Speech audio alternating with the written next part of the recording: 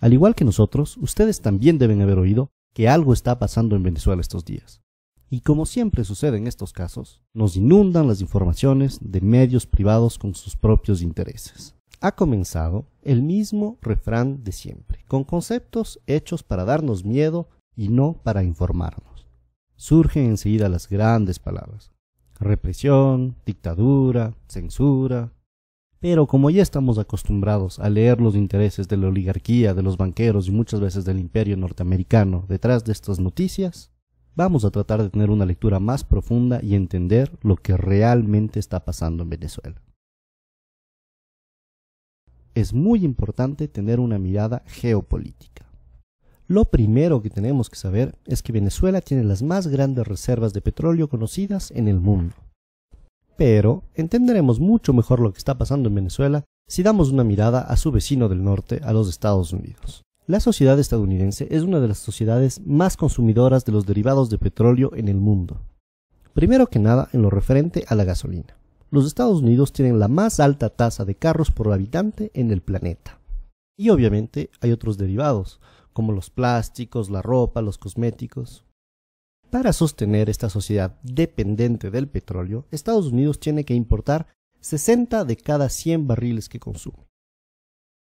Tratemos de tener una mirada un poco más amplia. ¿De dónde viene el petróleo que se consume en Estados Unidos? Y en este sentido, el Medio Oriente es una zona clave. Estados Unidos importa una parte importante de su petróleo de Arabia Saudita, Qatar y los Emiratos Árabes Unidos. Y con estos aliados se han lanzado en una estrategia para tener una hegemonía política de la zona. Es así que son estos intereses energéticos, tanto en gas como en petróleo, que están detrás de la guerra de Irak, de la violencia actual en Siria, de la ocupación en Palestina y de la intervención en Libia. Ahora bien, una vez que hemos visto todo esto, un simple cálculo nos permitirá ver por qué Venezuela es tan importante para los Estados Unidos. El petróleo que viene del Medio Oriente pasa por el estrecho de Hormuz y sigue su camino por el sur de África hasta llegar a Texas. Este viaje dura entre 40 y 45 días. En cambio, el petróleo que viene de Venezuela solo tarda 4 a 5 días en llegar a Estados Unidos. Al comparar el costo que significa traer el petróleo del Medio Oriente y no de Venezuela, podemos entender muy claramente cuáles son los intereses norteamericanos en este asunto.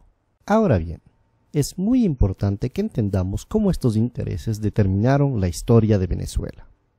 Durante más de 40 años, esta estuvo determinada por lo que se llamaba el Pacto de Punto Fijo. Este fue un pacto político entre la Acción Democrática y el COPEI, el Comité de Organización Política Electoral Independiente. A través de este pacto concordaron un programa político común. Lo único que cambiaba es que iban alternándose el uno y el otro según las elecciones.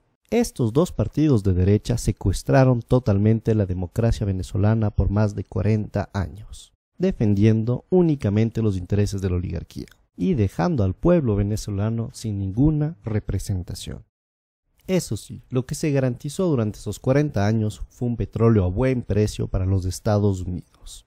Esto causó mucho malestar en el pueblo, que comenzó a manifestarse cada vez más fuerte.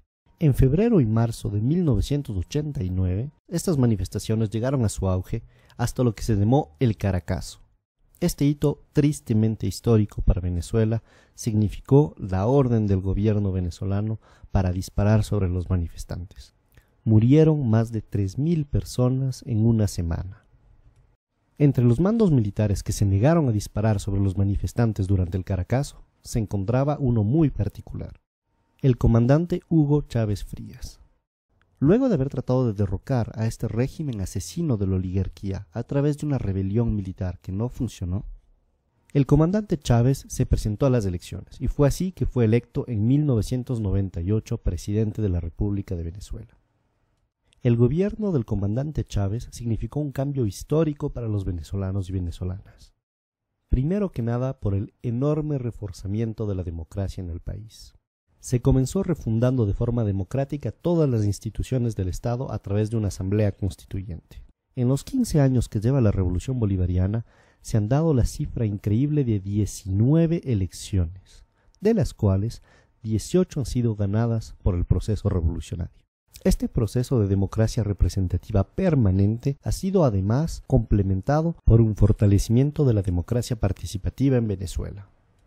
Los avances fruto de las políticas sociales han sido igualmente muy importantes. La pobreza pasó de 54,2% en 1995 a 23,9% en el 2012. La mortalidad infantil disminuyó de 50%. La salud y la seguridad social suman actualmente el 21% del presupuesto del Estado venezolano. Las matrículas universitarias pasaron de 800.000 a 2.600.000 actualmente. Y Venezuela cuenta con 75 universidades públicas. Ya se ha erradicado el analfabetismo en todo el país. Obviamente, el imperio norteamericano, viendo que por primera vez en la historia un gobierno venezolano se ocupaba mucho más de su pueblo que de los intereses norteamericanos, y que el nuevo proceso de unión soberano y emancipador de América Latina amenazaba su hegemonía política, no se quedó con los brazos cruzados. En el 2002 apoyó claramente un golpe de Estado en contra del gobierno democráticamente electo de Hugo Chávez. Al haber fallado este intento gracias a la movilización popular, fomentaron un sabotaje económico a través de un paro petrolero con el apoyo de la oligarquía. Sin embargo, este nuevo intento de desestabilización también fracasó. Es así que tenemos que entender que lo que está pasando en Venezuela es un nuevo proceso de desestabilización. Lo único que ha cambiado es que esta vez es una nueva estrategia, lo que llamamos el golpe suave. El primer paso es la guerra económica. Por más de que se han hecho ya muchos cambios en la economía venezolana, el país sigue dependiendo muchísimo de las importaciones para satisfacer sus necesidades básicas. Y la misma oligarquía que creó históricamente esta situación está tratando de aprovecharse ahora de ella.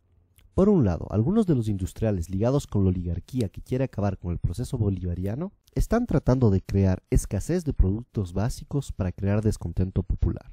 Y por el otro lado, algunos sectores importadores que también quieren acabar con este proceso están especulando con los dólares en vez de utilizarlos para importar productos de necesidades básicas para el país. Esto demuestra una vez más el cinismo de la oligarquía venezolana dispuesta a todo para volver al poder.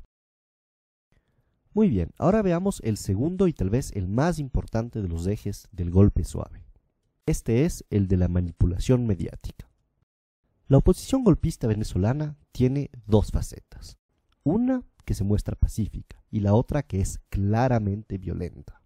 Y ciertos medios de comunicación, tanto en Venezuela como en el exterior, se han convertido en el eje central de esta estrategia de golpe suave al manipular de forma totalmente vergonzosa los hechos que están sucediendo en Venezuela.